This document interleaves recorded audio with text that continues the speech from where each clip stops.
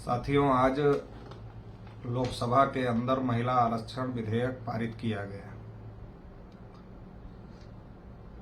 देश में जब से भारतीय जनता पार्टी की सरकार आई है, लगातार ओबीसी को उनके हक अधिकारों से वंचित करने के लिए तमाम षड्यंत्र किए जा रहे हैं। चाहे वो 314 ओबीसी के बच्चों की जो यूपीएससी की परीक्षा पास किए थे उनकी नियुक्ति रोकने का मामला हो, या ओबीसी के बच्चों की स्कॉलरशिप रोकने का मामला हो, या फिर ओबीसी को बजट में पर्याप्त हिस्सा न देने का मामला हो, या फिर केंद्र सरकार द्वारा सुप्रीम कोर्ट में ये लिख कर देना कि हम जाति जनगणना और ओबीसी की जाति आधारित जनगणना नहीं कर सकते, ये मामला हो, या तमाम प्रकार की नियुक्तियों में ओबीसी आरक्षण के साथ हो रहे खिलवाड़ों का मामला हो, तो ये तमाम प्रकार से ओबीसी को उनके हक अधिकारों से वंचित करने का कार्यक्रम चल रहा है। जबकि देश के प्रधानमंत्री नरेंद्र मोदी जी खुद को ओबीसी बताते हैं और लगातार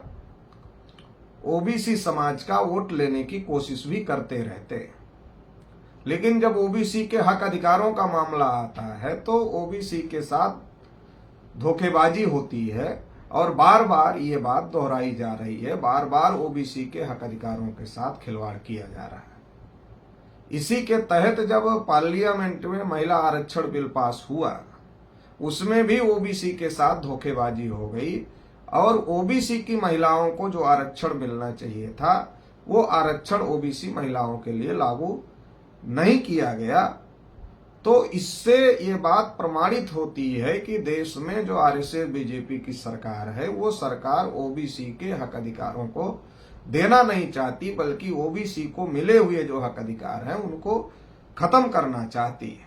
महिला आरक्षण बिल पार्लियामेंट में पास हुआ और उसको लेकर बहुत ज्यादा प्रोपेगेंडा आरएसएस बीजेपी के द्वारा किया जा रहा है कि हमने महिलाओं को अधिकार दे दिए। जब से आरएसएस बीजेपी की सरकार आई है, लगातार ओबीसी को गुमराह करने के लिए धार्मिक मुद्दे उठा रही है। चाहे कभी 3 तलाक का मुद्दा हो, चाहे फिर कभी 370 का मामला हो, या हिजाब का मामला हो, या मंदिर मस्जिद का मामला हो, या मस्जिद पर अजान बजना चाहिए नहीं बजना चाहिए ये मामला हो, या फिर यूसीसी का मामला हो। ऐसे तमाम मुद्दे आरएसएस बीजेपी के द्वारा लगातार उठाए जा रहे हैं ताकि ओबीसी को धार्मिक मुद्दों में उलझा करके, ओबीसी को गुमराह करके ओबीसी का वोट लिया जा सके और ओबीसी का वोट लेकर चुनाव जीता जा सके। लेकिन जब आरएसएस बीजेपी को ऐसा लग रहा है कि वो ओबीसी को धार्मिक मुद्दों में उलझा करके वोट हासिल नहीं कर पा रहे हैं और वो चुनाव जीतने की स्थिति में नहीं है, जब उनको ऐसा लग रहा है तो इसकी वजह से उन्होंने महिलाओं के ऊपर, महिलाओं के लिए बिल ला करके चुनाव जीतने का प्रोग्राम बनाया है। महिलाओं के लिए संसद में बिल आज पास किया गया, लेकिन ये 2029 में लागू होगा, ये अभी लागू नहीं होगा। ये 2029 में क्यों लागू होगा, अभी क्यों नहीं लागू होगा, इसके पीछे तर्क दिया जा रहा है कि 2011 के बाद 2021 में जो जनगणना होनी चाहिए थी वो जनगणना 2021 में नहीं हो पाई और इसलिए 2024 के बाद जब ये जनगणना होगी तो जनगणना के बाद में फिर आंकड़े आएंगे। आंकड़ों के आधार पर पार्लियामेंट की सीटें तय होंगी और सीटों को तय होने के बाद, परसीमन होने के बाद, फिर महिलाओं को जो ये 33% आरक्षण का बिल पास किया गया है ये लागू किया जाएगा। तो ये सारी बातें बताई जा रही है। लेकिन बड़ा सवाल है कि आखिर जनगणना क्यों नहीं हुई? जब हर 10 साल बाद जनगणना जब से शुरू हुई तब से हर 10 साल बाद जनगणना हो रही है, तो अभी ये जनगणना क्यों रुक गई? तो इसके बारे में आरएसएस बीजेपी के लोग ये कहते हैं कि नहीं, कोविड था देश में इसलिए जनगणना नहीं कर पाए। लेकिन अभी तक तो कोविड नहीं है, तो अभी तक जनगणना क्यों नहीं हो पाई? सारे काम देश भर में हो रहे हैं, सारे चुनाव देश भर में हो रहे हैं, सारी सभाएं देश भर में हो रही हैं, रैलियां देश भर में हो रही हैं, ये सारे कार्यक्रम हो रहे हैं, मगर जनगणना क्यों रोका गया है?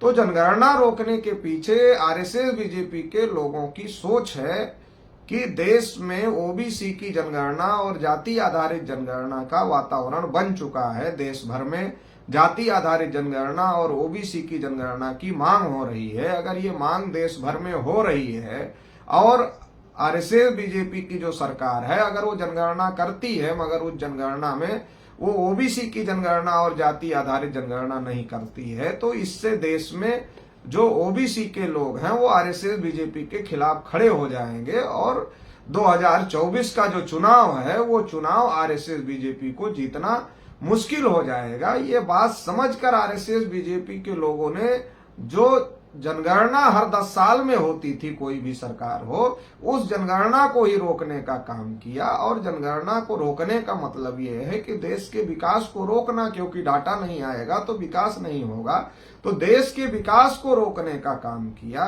तो ये जो बहुत बड़ी साजिश है जनगणना ना करने की, और इसी आधार पर अब ये बताया जा रहा है कि 2029 में इसलिए महिला आरक्षण बिल लागू होगा क्योंकि जनगणना होगी, फिर नए सिरे से परिसीमन होगा और फिर उस परिसीमन के आधार पर महिला आरक्षण बिल लागू किया जाएगा। लेकिन इससे भी ज्यादा महत्वपूर्ण बात यह है कि क्या जो महिला आरक्षण बिल लागू किया गया है, इससे क्या महिलाओं को फायदा होगा? 33% महिला आरक्षण अगर मान लो लागू हो जाता है तो क्या इससे महिलाएं स्वतंत्र हो जाएंगी? क्या महिलाओं का वास्तविक प्रतिनिधित्व तो पार्लियामेंट में हो जाएगा? इस संदर्भ में अगर इस बात को देखा जाए तो देश में शेड्यूल कास्ट का रिजर्वेशन पहले से लागू है, शेड्यूल ट्राइब का रिजर्वेशन पहले से लागू है। जब देश में शेड्यूल कास्ट और शेड्यूल ट्राइब का रिजर्वेशन लागू किया गया तो उस समय बाबा साहब अम्बेडकर ये चाहते थे कि सेपरेट इलेक्टोरेट्स के साथ में इनको रिजर्वेशन दिया जाए, और गांधी जी का और बाबा साहब अम्बेडकर का विवाद इस बात को लेकर था, और इसी बात को लेकर के पूना पैक्ट हुआ जिसमें सेपरेट इलेक्टोरेट को ज्वाइंट इलेक्टोरेट में कन्वर्ट कर दिया गया। और इसके बाद बाबा साहब डॉक्टर अम्बेडकर ने कहा कि ये जो ज्वाइंट इलेक्टोरेट में सेपरेट इलेक्टोरेट को कन्वर्ट किया गया, इससे हमारे समाज के जो सांसद विधायक चुनाव जीत कर जाएंगे ज्वाइंट इलेक्टोरेट के रिजर्वेशन से, वो पार्टियों के गुलाम होंगे, वो अपनी आका की मर्जी के बगैर कुछ भी नहीं करेंगे। बाबा साहब डॉक्टर अम्बेडकर ने यहां तक कहा कि अगर उन्हें जमहाई ना आए तो वो अपने आका की मर्जी के बगैर मुंह भी नहीं खोलते। और ये बात जो बाबा साहब अम्बेडकर ने उस समय कही, ये बात अभी तक साबित हो रही है। देश भर में लगातार SC/ST के ऊपर अत्याचार हो रहे हैं, मगर जो SC/ST की रिजर्व सीटों से चुनाव जीत करके गए हुए हैं पार्लियामेंट में, वो इसको लेकर के कोई हंगामा नहीं खड़ा कर पा रहे हैं, ना वो इसको लेकर के किसी सरकार से अपना समर्थन वापस लेकर के सरकार गिरा पा रहे हैं। जबकि अगर SC/ST के 131 मेंबर पार्लियामेंट अगर विद्रोह करें तो देश में सरकार संकट में आ सकती है, मगर वो ऐसा करने की स्थिति में नहीं है। और चूंकि वो स्वतंत्र नहीं है, वो उनको टिकट देने का अधिकार पार्टी प्रमुख को है, उनको चुनने का अधिकार सबको है, और इसकी वजह से वो दूसरों के ऊपर निर्भर हैं, और इसलिए वो स्वतंत्र नहीं है और स्वतंत्र होकर अपनी बात नहीं उठा पा रहे हैं। इसका एक बड़ा मामला उस समय भी देखने को मिला जब पार्लियामेंट में रिजर्वेशन इन प्रमोशन बिल रखा गया, तो उस समय एक शेड्यूल कास्ट के सांसद के द्वारा ही रिजर्वेशन इन प्रमोशन बिल को फाड़ने का काम किया गया। तो देश में ये स्थिति बनी हुई है। अगर हम लोग SC/ST के रिजर्वेशन की बात करें, उसकी स्थिति को देखें तो ये स्थिति देश में बनी हुई है। अगर यही बात हम लोग महिला आरक्षण के विषय में सोचें तो ये भी ज्वाइंट इलेक्टोरेट के तहत लागू हो रहा है।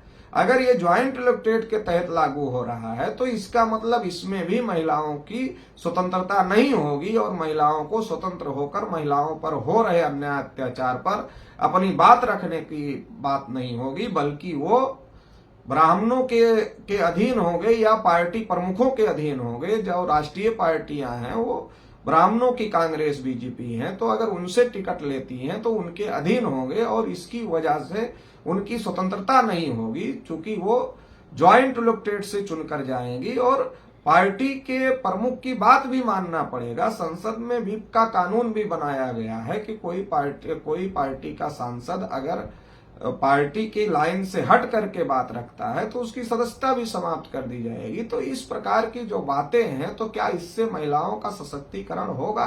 क्या इससे महिलाओं को उनका हक हिस्सा मिलेगा? ये भी एक बड़ा सवाल पैदा हो रहा है। और निश्चित रूप से जिस प्रकार से SC ST के रिजर्वेशन में SC ST के साथ जो पॉलिटिकल जो उनके सांसद जा रहे हैं 131, वो जैसे न्याय नहीं कर पा रहे हैं, उनकी बात नहीं उठा पा रहे हैं। ज्वाइंट इलेक्टोरेट से जो महिलाएं चुनकर जाएंगी उनकी भी स्थिति यही हो। अब दूसरा इससे भी बड़ा महत्वपूर्ण बात यह है कि ऐसी कोई सर्वे रिपोर्ट मेरी जानकारी में नहीं है कि जिसके आधार पर यह कहा गया हो कि जो ब्राह्मणों की आबादी है 3.5%, तो उनके समाज की महिलाओं की भागीदारी 3.5% से कम है। इसकी जानकारी नहीं है किसी रिपोर्ट के आधार पर मेरे पास। लेकिन देश में अब महिला आरक्षण के नाम पर जो ब्राह्मण हैं, जो क्षत्रिय हैं, जो वैश्य हैं, उनकी महिलाओं को भी रिजर्वेशन मिल जाएगा। और इसके आधार पर यह बात भी कही जा सकती है कि ज्यादातर जो ब्राह्मणों के घरों की महिलाएं हैं उनको पार्लियामेंट में भेजकर पार्लियामेंट पर महिला आरक्षण के नाम पर कब्जा करने की तैयारी है। जैसा कि इसके पहले भी जब तमाम बार महिला आरक्षण बिल आया तो इस पर तमाम बैकवर्ड क्लास के नेताओं ने ये इस मुद्दे को उठाया हुआ है। तो ये फिर से एक बार महिला आरक्षण लागू करके ब्राह्मणों की संख्या महिलाओं के नाम पर बढ़ाने की जो कोशिश, जो साजिश चल रही है, इस साजिश को भी हम लोगों को समझने की जरूरत है। अगर आरक्षण लागू ही करना था और नरेंद्र मोदी जी खुद ओबीसी हैं, तो उनको आरक्षण लागू करने के लिए ये कैटेगराइज करना था कि अगर हम 33% रिजर्वेशन दे रहे हैं तो उसमें 52% ओबीसी की महिलाएं हैं, उनको रिजर्वेशन दिया जाए, SC ST की महिलाओं को दिया जाए और माइनॉरिटीज की महिलाओं को भी दिया जाए। अगर इस प्रकार से कैटेगराइज सोशल जस्टिस अगर किया जाता, सामाजिक न्याय की भावना से भी इस रिजर्वेशन को लागू किया जाता, जब जाति व्यवस्था भारत की सच्चाई है और यह सच्चाई है भारत में जो बैकवर्ड कास्ट, शेड्यूल ट्राइब की महिलाएं हैं वो मुख्यधारा से बहुत ज्यादा कटी हुई हैं, बहुत पीछे हैं। अगर उनको ब्राह्मण महिलाओं के साथ में ही ये किया जाएगा तो फिर वो उनके साथ में न्याय नहीं होगा। तो इसलिए इनको कैटेगराइज किया जाना बहुत ज्यादा जरूरी था। मगर ओबीसी के मामले में ये बात नहीं की जा रही है और ओबीसी के साथ नरेंद्र मोदी जी को खुद को ओबीसी कहने के बावजूद, एक ओबीसी कहने वाला व्यक्ति देश का प्रधानमंत्री होने के बावजूद भी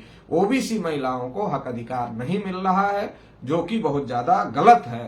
तो इसलिए ओबीसी SC ST की महिलाओं को संख्या के अनुपात में रिजर्वेशन मिलना चाहिए था, मगर ऐसा लागू नहीं किया जा रहा है, जो कि एक प्रकार की साजिश है। तो इसलिए ये जो साजिश है, इस साजिश को हम लोगों को समझने की जरूरत है। और इसके संदर्भ में राष्ट्रीय पिछड़ा वर्ग मोर्चा की तरफ से हमारी कुछ मांगे हैं, जिसमें पहली मांग ये है कि महिला आरक्षण में संख्या के अनुपात में ओबीसी SC ST की और अल्पसंख्यकों की महिलाओं को हिस्सा दिया जाए ताकि सबके साथ न्याय हो सके। दूसरा महत्वपूर्ण मुद्दा यह है कि महिला आरक्षण में सेपरेट इलेक्टोरेट लागू किया जाए, क्योंकि जैसे SC ST का उदाहरण हम लोगों के सामने है, इतना लंबे समय से SC ST को रिजर्वेशन मिल रहा है, मगर इसके बावजूद भी पॉलिटिकल रिजर्वेशन का फायदा SC ST को नहीं हो रहा है, क्योंकि वो ज्वाइंट इलेक्टोरेट से चुनकर जा रहे हैं। तो इसलिए महिलाओं को सेपरेट इलेक्टोरेट लागू किया जाए रिजर्वेशन में।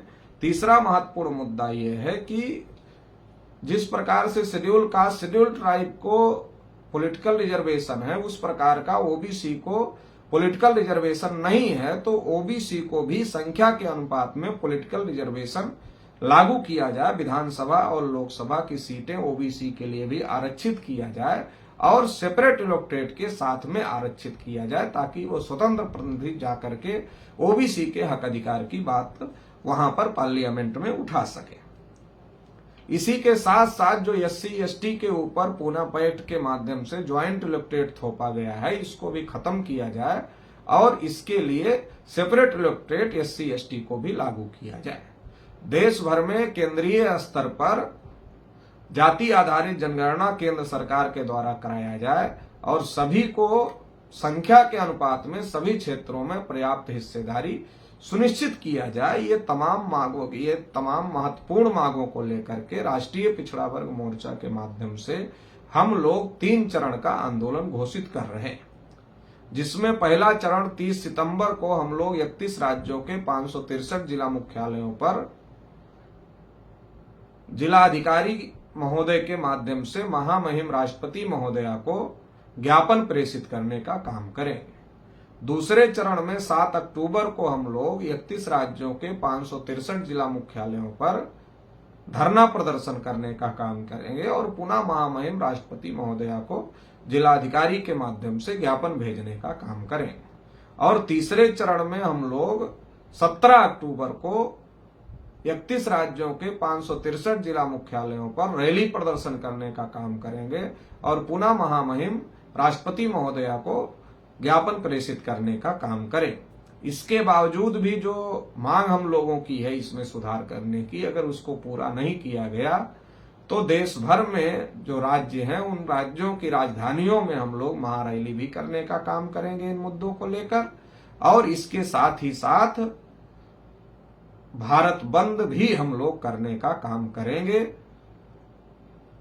ये जो आंदोलन राष्ट्रीय पिछड़ा वर्ग मोर्चा के द्वारा घोषित किया जा रहा है, इसकी तैयारी के लिए देश भर में राष्ट्रीय पिछड़ा वर्ग मोर्चा के जो कार्यकर्ता हैं, पदाधिकारी हैं, शुभचिंतक हैं, उनको अपील है कि वो तुरंत इस आंदोलन की तैयारी शुरू करें, पूरी ताकत के साथ इस आंदोलन की तैयारी करें और इस आंदोलन को कामयाब बनाने का काम करें। इसी के साथ साथ देश में जो ओबीसी, एससी, एसटी और माइनॉरिटीज के जो संगठन हैं, उन सभी संगठनों को ये अपील है कि ये जो पहल राष्ट्रीय पिछड़ा वर्ग मोर्चा के द्वारा की जा रही है, इसमें पूरी ताकत के साथ में समर्थन करें ताकि इस लड़ाई को और ज्यादा मजबूत किया जा सके और इस आंदोलन को सफल किया जा सके और देश में जो शोषित वंचित लोग हैं उनको उनके हक अधिकार मिल सके। इस लड़ाई में आप लोग साथ सहयोग करेंगे, इस आशा और अपेक्षा के साथ आप सभी को बहुत बहुत आभार, बहुत बहुत धन्यवाद।